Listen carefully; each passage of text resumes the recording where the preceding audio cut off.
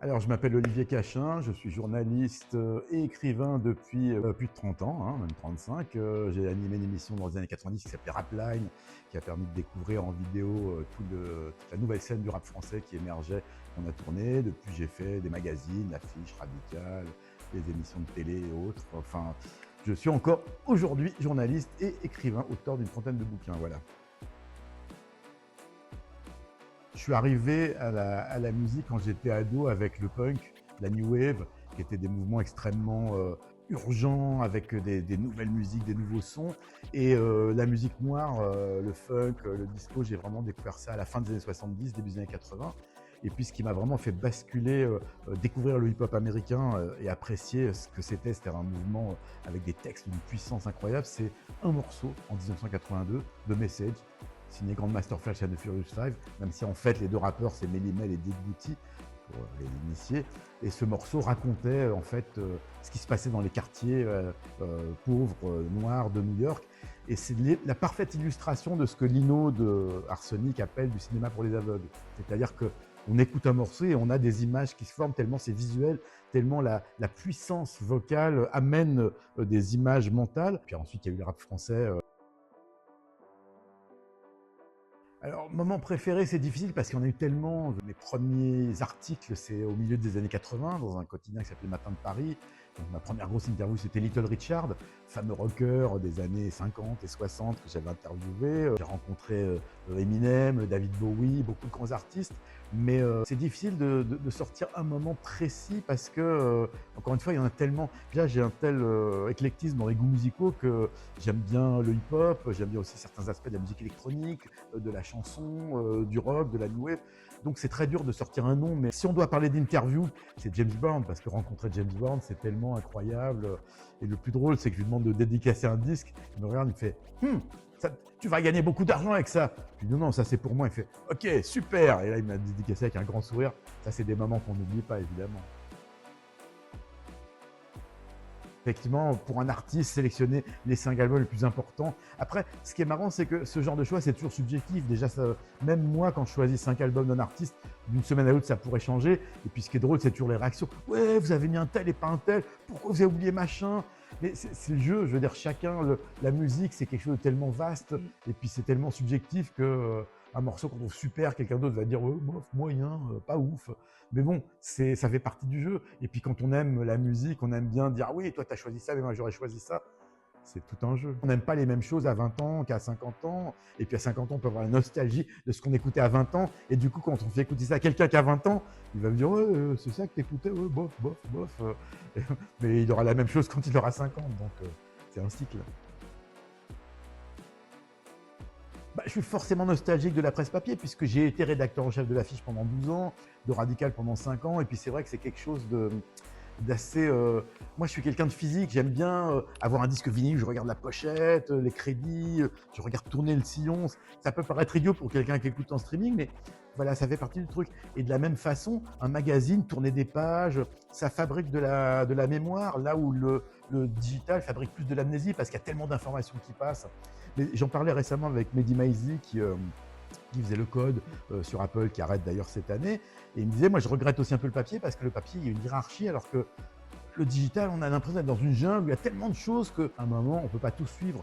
Le magazine papier, c'est quelque chose qui donnait une hiérarchie, il y avait une couverture, des gros articles, des plus petits. Donc bien sûr, j'ai la nostalgie. Maintenant, je suis très content qu'aujourd'hui, quelqu'un qui a 15 ans puisse découvrir littéralement des dizaines de milliers de titres sur les plateformes de streaming et puisse avoir toutes les informations audio, vidéo, écrites qu'il veut sur Internet. Mais un magazine papier, c'est autre chose. Alors, c'est toujours une question difficile. Est-ce qu'on peut être ami avec un artiste?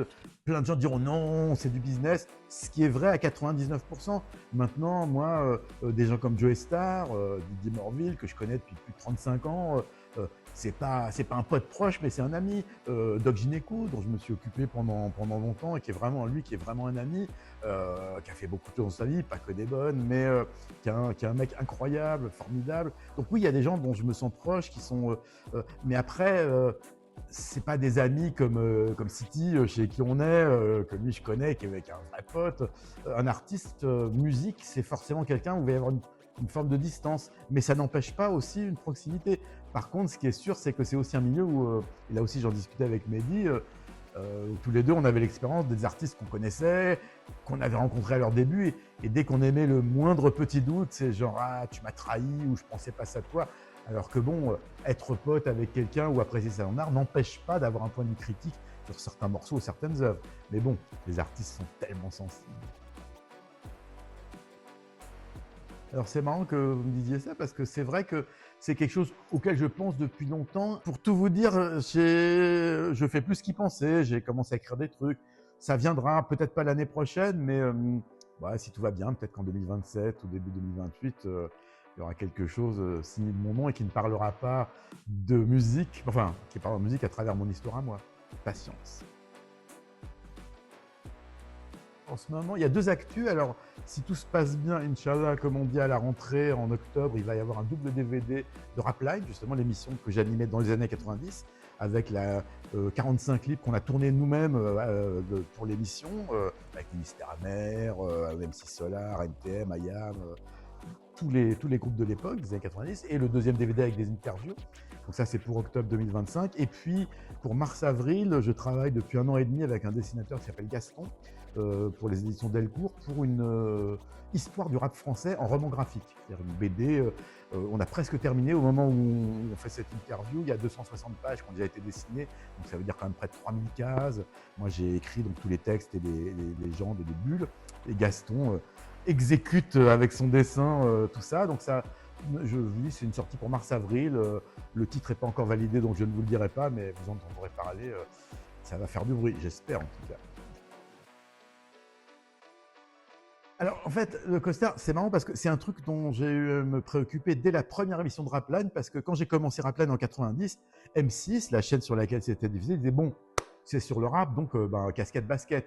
Et moi, j'ai jamais porté de basket, jamais porté de casquette, j'ai jamais porté de survêt, j'ai jamais habité en banlieue. Donc moi, ce qui m'intéresse, c'est la musique, c'est pas les codes vestimentaires. Je suis pas banlieusard, je suis parisien, et j'aime bien les costumes en lin, voilà, les vestes, les chemises et tout. Donc j'ai décidé de rester moi-même.